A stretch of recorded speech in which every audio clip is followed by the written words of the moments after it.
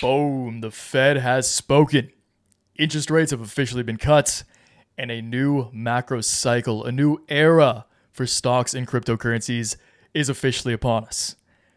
But that isn't the only major change that I want to talk to you guys about today. Because after a whopping 921 videos, I've decided that it's time for a new era to begin for this channel as well. So as of today, for the remainder of 2024, for the rest of the year, every video that I post on this channel will be members only. I just made a full post explaining why I've decided to make this decision, so I won't echo this for the sake of your time, but if you do want to join, it's going to be $4.99 a month. You can just go to my channel, go to the membership tab, and sign up if you want to continue riding the waves with me. But if this is our last video for a little bit, then goodbye for now. I do appreciate you. And if you do sign up and you do want to become an official member of Waves Capital, then I'm pumped to have you. Let's keep riding these waves and let's keep these wins coming. Okay, so that being said, cheers to the next chapter, you guys. I'm excited to start making a little more raw, a little more straightforward, a little more frequent content like we did for like the first 700-800 videos. So again, look forward to having you if you choose to ride through the rest of 2024 with me. If not, I really do appreciate you. And until next time.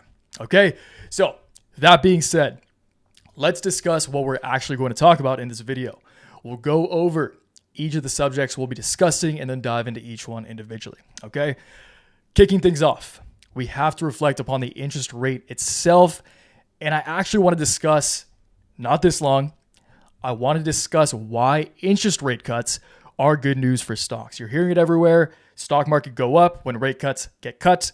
But why is that? So I made it shorter. We're not going to go over all this. You can pause it and read over that if you'd like. But I'm just going to read over this little excerpt right here to, again, keep things timely.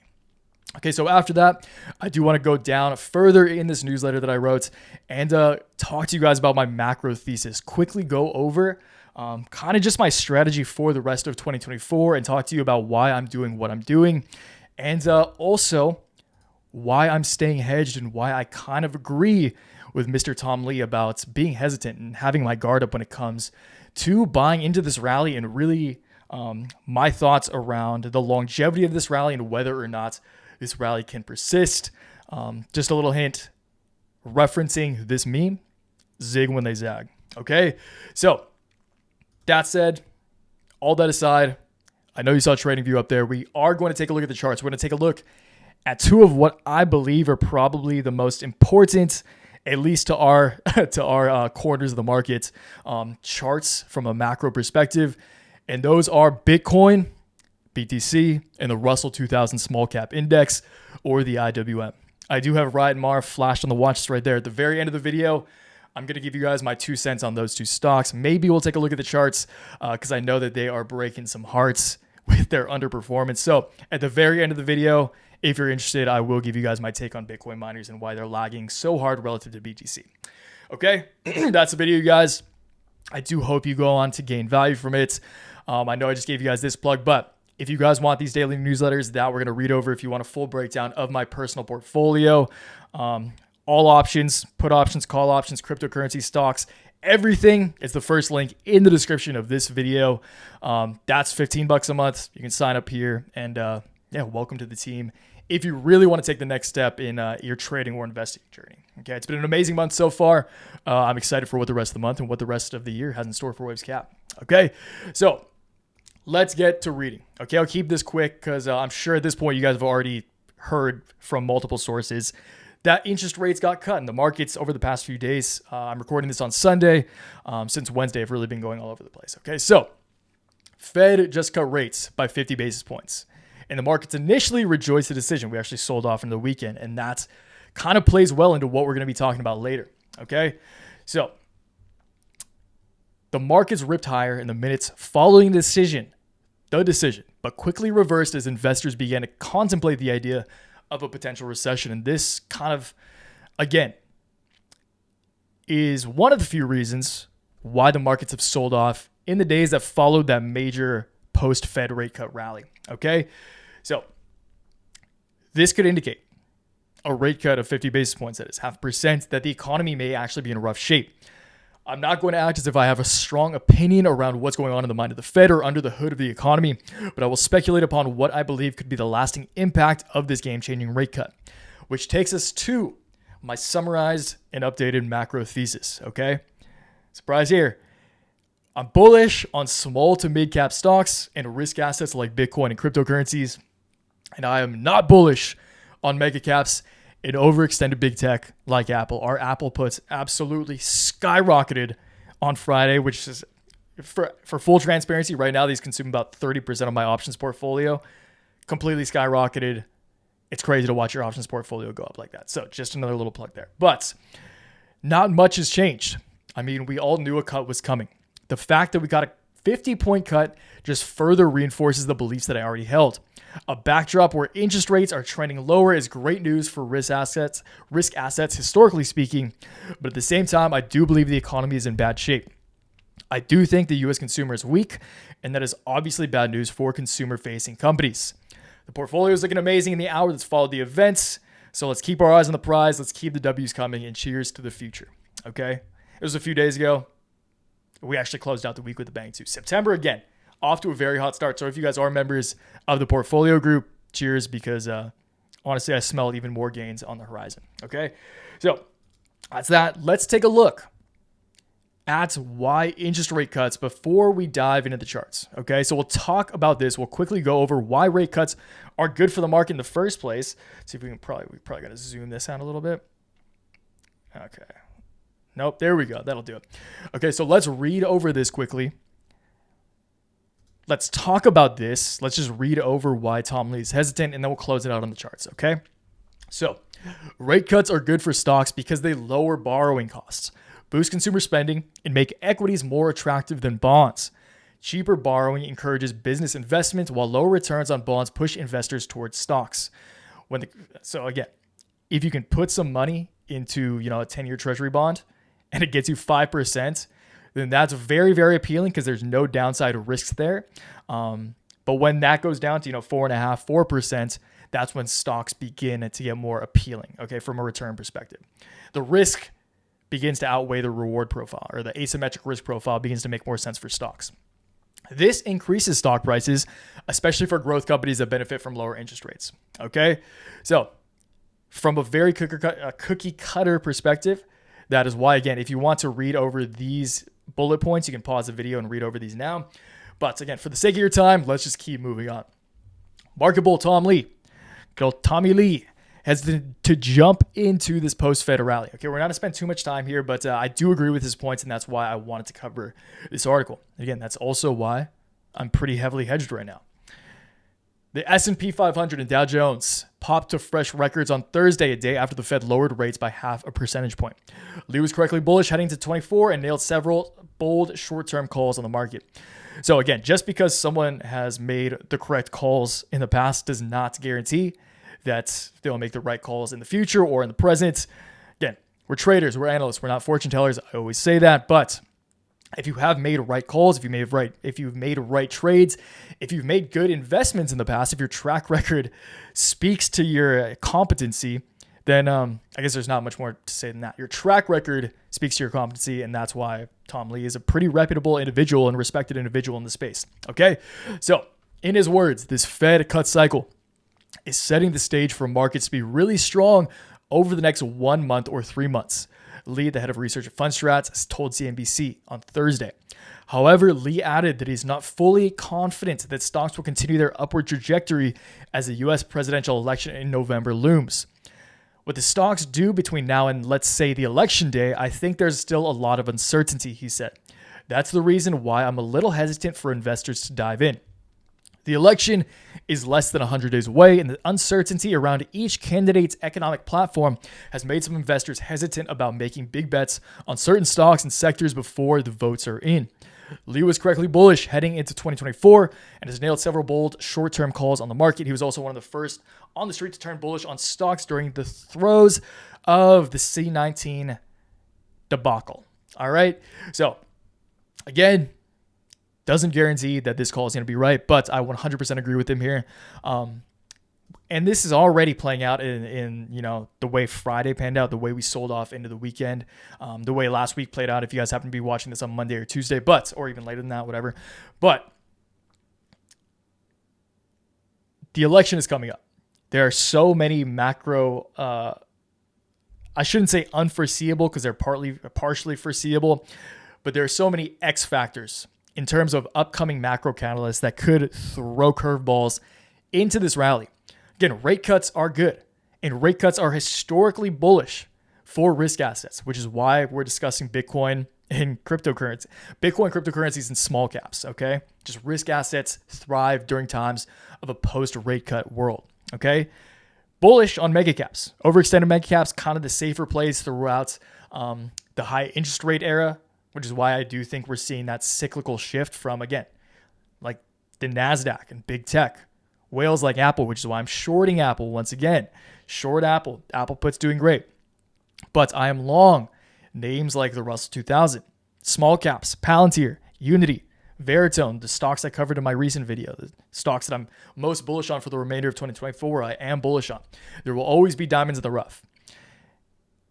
But when it comes to the grander markets, I will say, again, I can't reiterate the fact that I have outputs enough, but I do think that there will be pockets of the market, primarily big tech, primarily overextended mega cap, that do struggle in the months ahead as we move towards the election for all of the reasons that I just alluded to. But that being said, I'm obviously bullish on the names that we're going to cover right now. And I want to talk to you about what I see panning out in the short and medium term. So I'm talking within the next week to month out. Okay, so let's go into November. All right, Bitcoin. From a macro perspective, let's just zoom out to frame things correctly, okay?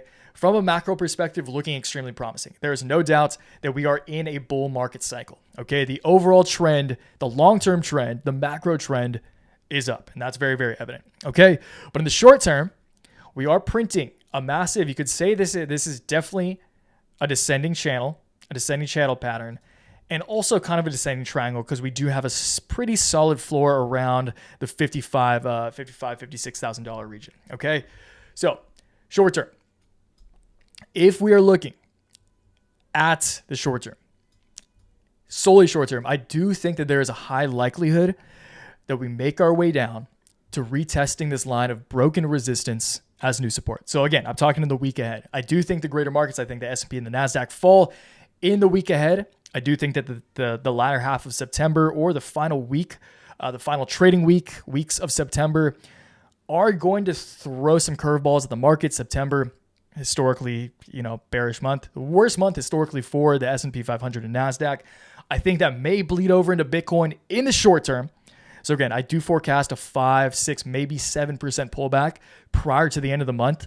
But come the month of October, I do think that we do rally higher. I do think that we ultimately come up.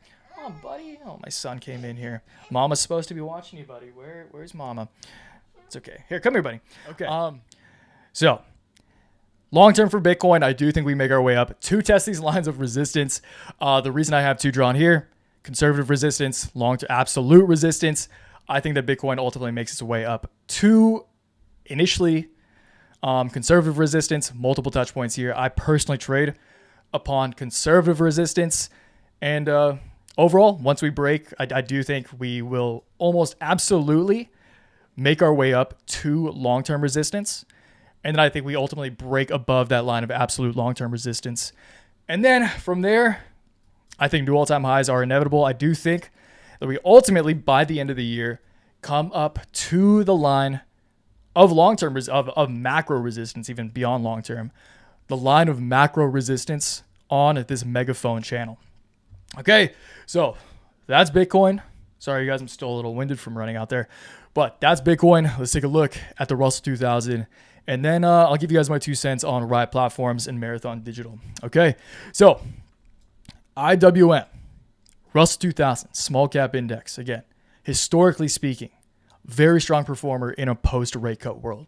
Okay, so IWM is similar to Bitcoin in an inarguable uptrend. A lot more conservative than the S&P 500. S&P 500 just reached a new all-time high the other day. Okay, Russell 2000, nowhere near its previous. I mean, it's closing in on its previous all-time high, but it's still a ways away from its all-time high. It's still 10% below its previous all-time high that it saw back in 2021. Okay, good old days.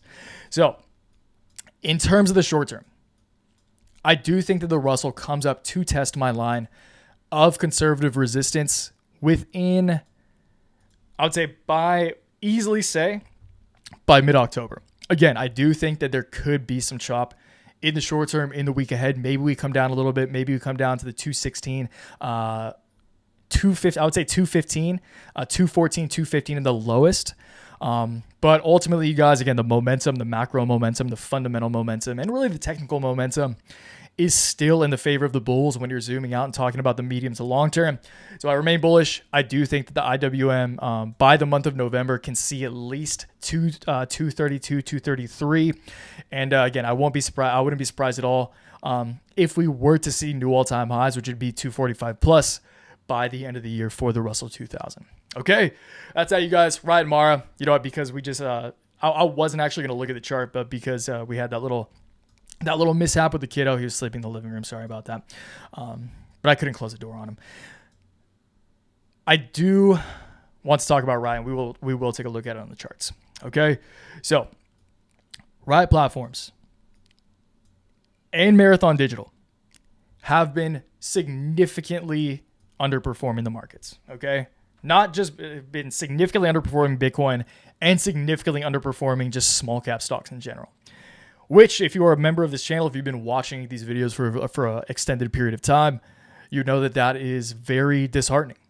And as I've been saying in the newsletters, these have been heartbreaking. These have been breaking the hearts of many investors. Okay.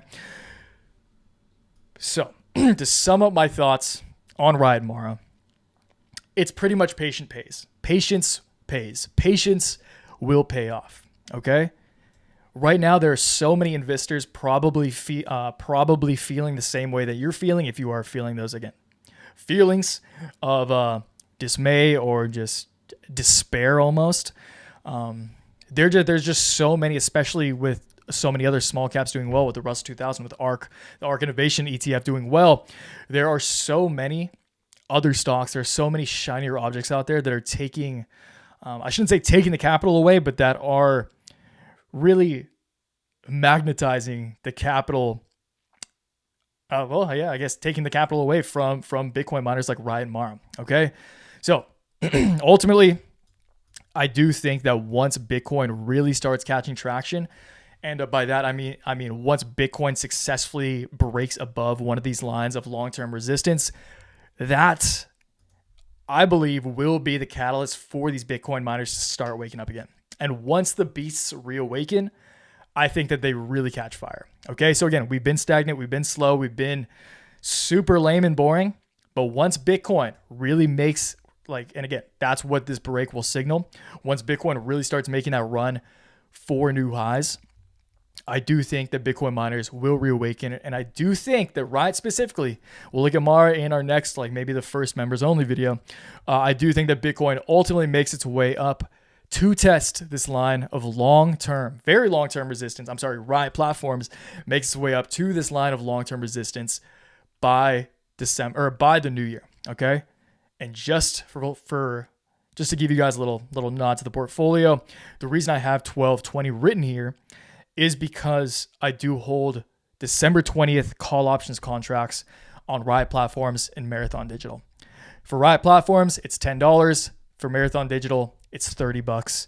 And just to give you guys that as a little aloha for the road. Okay, so that's the video, guys. I hope you liked it.